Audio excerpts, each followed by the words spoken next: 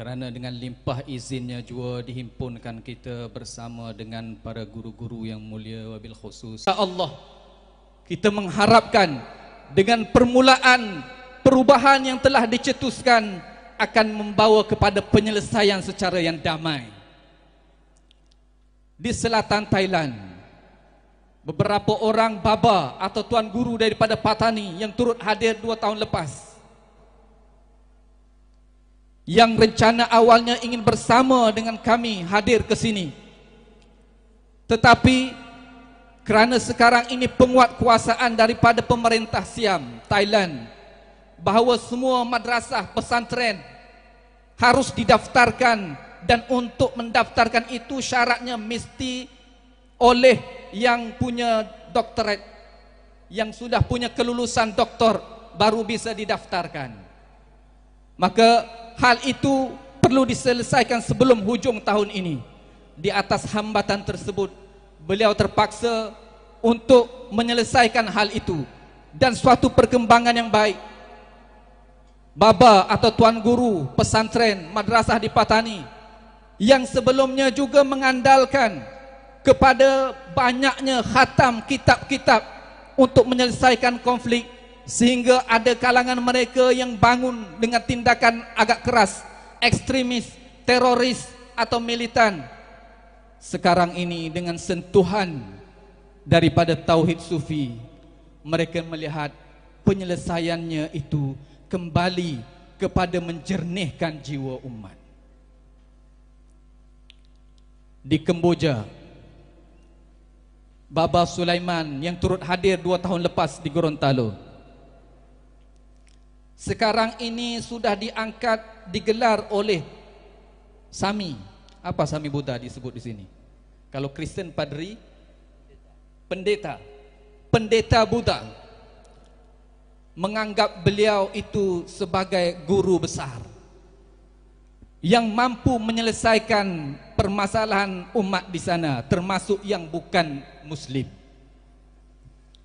Bahkan dalam suatu majlis 2 minggu lepas, beliau telah mengumpulkan kaum Buddha dalam satu majlis kerana untuk menyelesaikan kebutuhan mereka, dan yakin dengan apa yang ada pada guru Ustaz Sulaiman ini, telah diajak kaum Buddha itu bersama-sama menyebut Allah yang satu, Allah yang satu, seperti ditawajuhkan mereka itu dengan Allah yang satu.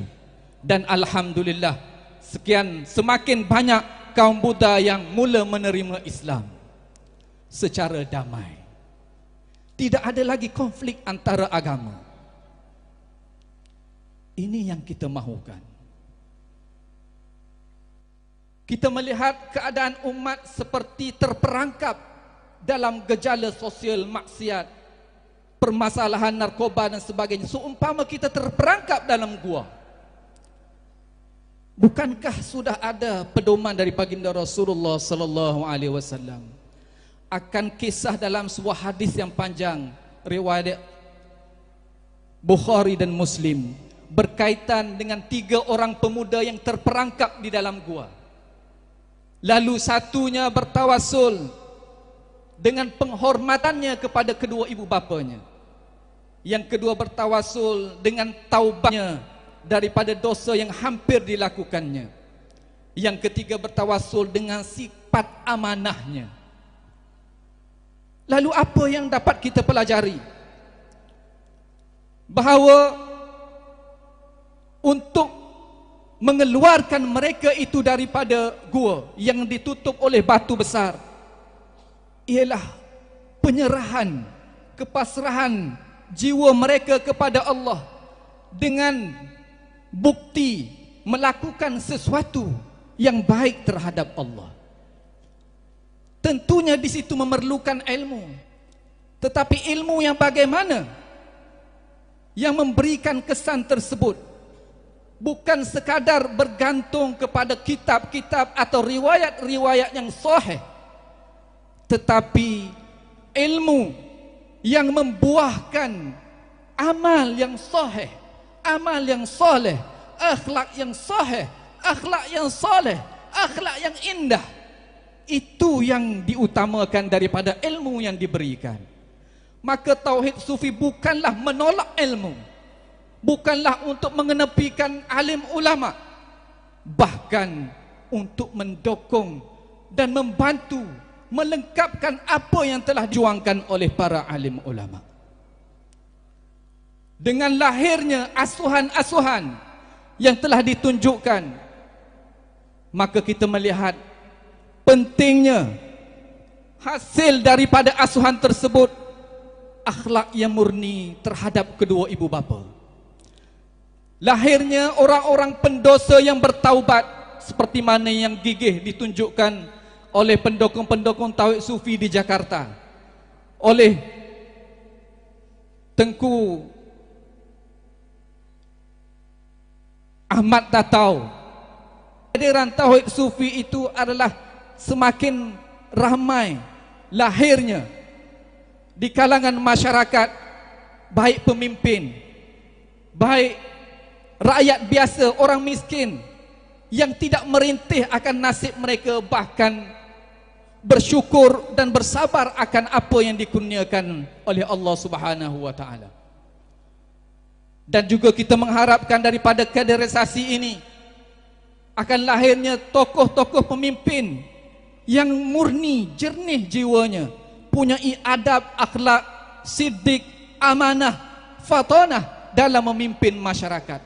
Kita yakin kalau Abuya telah tunjukkan dengan seorang Abuya telah menggerakkan kesedaran ribuan, bahkan mungkin sudah jutaan masyarakat, bukan sahaja di Indonesia tetapi juga di negara-negara ASEAN.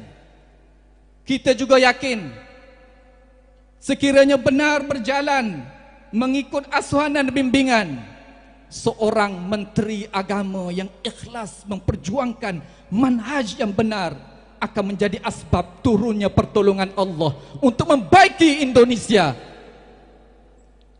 Kita yakin dengan seorang bupati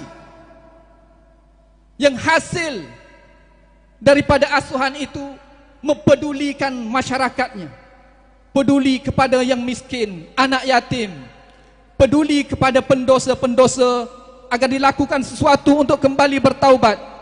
Kita yakin kegemilangan seperti yang telah ditunjukkan oleh Raja Eyato di Gorontalo ini, yang telah menyusun, menetapkan, mengasuh masyarakat dan menyusun struktur pemerintahannya berasaskan sifat 20 yang diajar oleh Imam Abu Hasan Al-Asy'ari, itu sebagai struktur pemerintahan menjadi asbab kecemerlangan perkembangan Islam di Gorontalo. Dan apa yang disebutkan, dicita-citakan Gorontalo sebagai Madinah, sekiranya hal ini dikembangkan, ianya bukan jadi suatu yang retorik, tetapi akan membuahkan hasil yang nyata.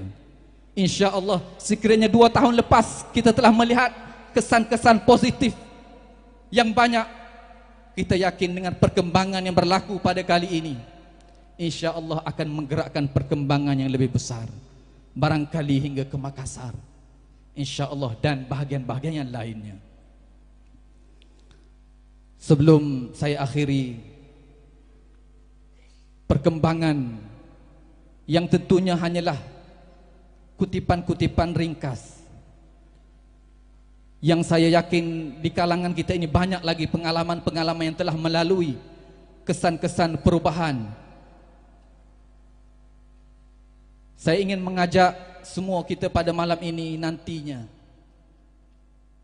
kita sama-sama bersama dengan para guru kita, para ahlillah yang hadir dalam zikir nanti, kita adukan dengan sesungguhnya, agar saudara kita yang sedang dalam penindasan di Gaza, di Palestin,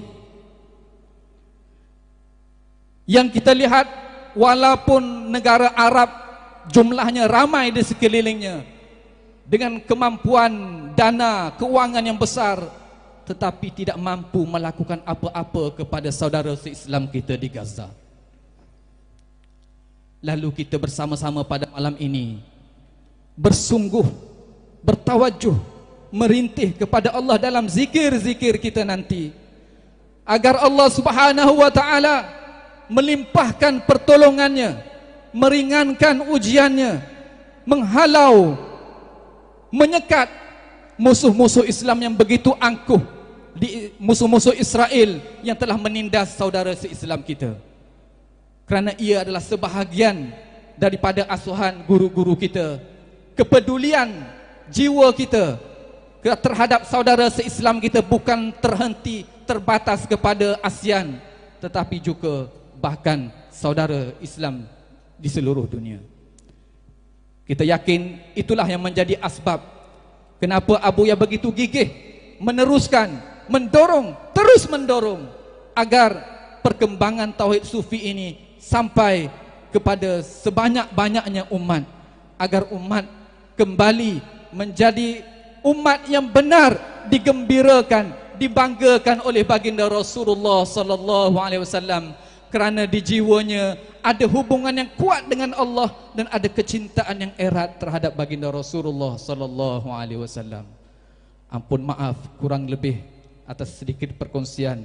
Wabillahi taufiq wal hidayah. Wassalamualaikum warahmatullahi wabarakatuh.